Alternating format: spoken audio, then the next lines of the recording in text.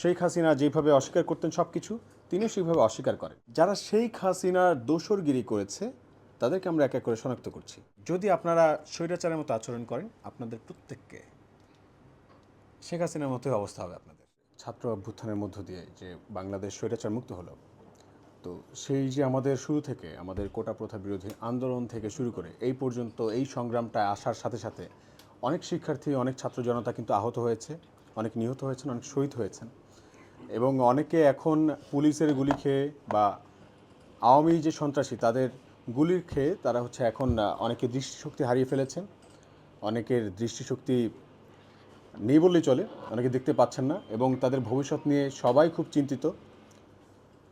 তবে এখন আমরা যে অভিযোগের ভিত্তিতে এখানে এসেছি, আমরা অভিযোগটা পেয়েছি এমন যে এখানে অনেকে অভিযোগ করেছে, আমরা যখন এখানে আসি প্রথম সকল যারা রোগী আছে আমরা প্রত্যেকের কাছে যাই। গত 3 দিন ধরে আমরা অবজার্ভ করছি, আমরা পরপর 3বার এসেছি, তো এসে অবজার্ভ করেছে আমাদের শিক্ষার্থী ভাইরা এখানে যারা আছে তারা প্রত্যেকে অবজার্ভ করেছে, ইন্ডিভিজুয়াল এসেছে, গ্রুপ ওয়াইজ এসেছে, আমরা সবাই গ্রুপ ওয়ার্ক করেছি এখানে।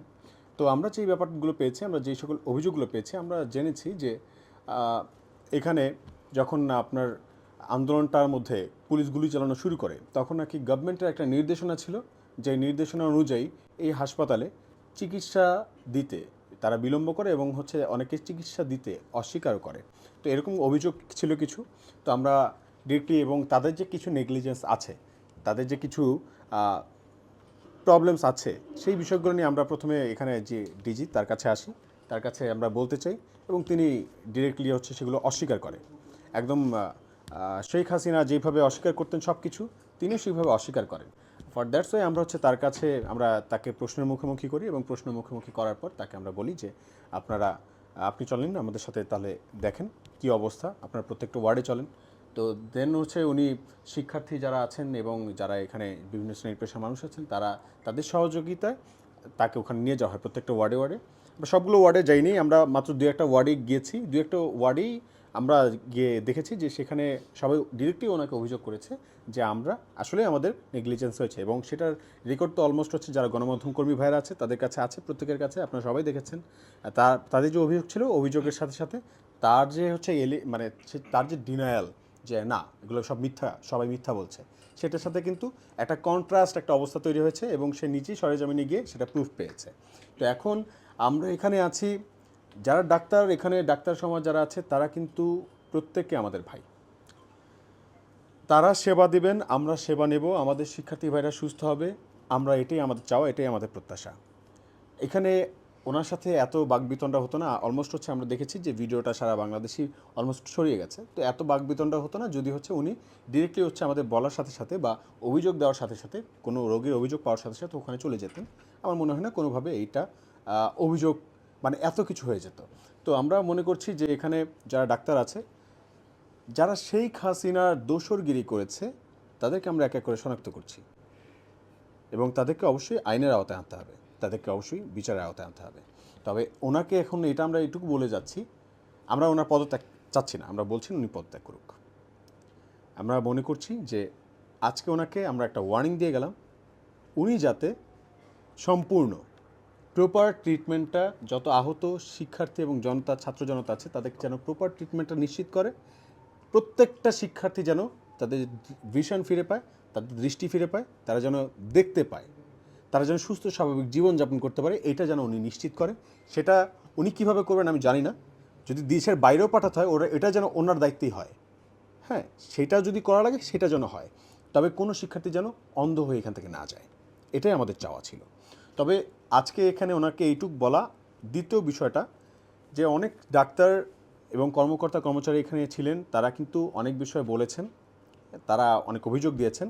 তো আমরা এখন এই মুহূর্তে আমি প্রত্যেক ডাক্তার কর্মকর্তা কর্মচারী প্রত্যেক ভাইকে আমাদের নম্বর দিয়ে যাচ্ছি, যদি কোনোভাবে উনি কোনো ডাক্তারকে প্রেশারাইজ করে যে তোমরা কেন অভিযোগটা দিলা, তোমরা কেন অভিযুক্ত করলা আমাকে, যদি এরকম কোনো আভাসও পাওয়া যায়, কোনো ডাক্তারকে যদি নিপীড়ন করা হয়, আমরা ডাক্তারদের সঙ্গে আছি, আমরা ছাত্র জনতা আমাদের ডাক্তার ভাই বোনদের সঙ্গে থাকব এবং তাদের সাথে যদি কেউ ইনজাস্টিস করার চিন্তাও করে, তার চিন্তার মধ্যে ঢুকে আমরা সেটাকে প্রতিহত করব।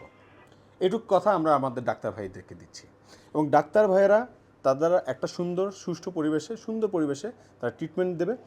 ছাত্র জনতা, ডাক্তার, আমরা সবাই এক পরিবারের মানুষ। ডাক্তারদের সন্তানও কিন্তু আহত হয়েছে, তারাও কিন্তু নিহত হয়েছে, শহীদ হয়েছেন। তারা ওই দায়িত্বটা বোধ করে যেন তারা এখানে ট্রিটমেন্টটা দেন, এটুকু আমাদের অনুরোধ সবার প্রতি থাকবে। সবার প্রতি এটুকু আহ্বান জানাচ্ছে আমাদের শিক্ষার্থীদের পক্ষ থেকে, যেন ডাক্তাররা কোনোভাবে আমাদের থেকে আলাদা মনে না করে। তারাও আমাদের পরিবার, আমরা তাদের পরিবারের অংশ, পরিবারের সদস্য, এটা যেন তারা মনে করে, এই অনুরোধটা আমরা রাখছি। আর এর সাথে এটুকু জানাচ্ছি যে যদি কোনোভাবে আজকে এটা ইনশিওর হয়ে গেল, যদি এটা আপনার মাথায় রাখবেন যে মানুষের জন্য ডাক্তারদের সম্মান আমাদের কাছে, বাংলাদেশের মানুষের কাছে ডাক্তারদের সম্মান কিন্তু তাদের যে উচ্চতা, হ্যাঁ, সেটা কিন্তু অনন্য পর্যায়ে।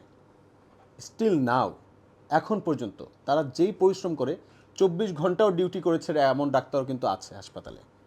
আমরা কিন্তু তাদেরকেও চিনি, তাদেরকেও দেখেছি। তারা কিন্তু স্বৈরাচারের দোসরগিরি করেনি। তারা অনেক নির্দেশনা থাকা সত্ত্বেও, অনেক বাধা নিষেধ থাকা সত্ত্বেও কিন্তু তারা ট্রিটমেন্টটা দিয়েছে এবং বাসায় গিয়েও পর্যন্ত ট্রিটমেন্ট দিয়েছে, এমনটা আমরা কিন্তু জানি।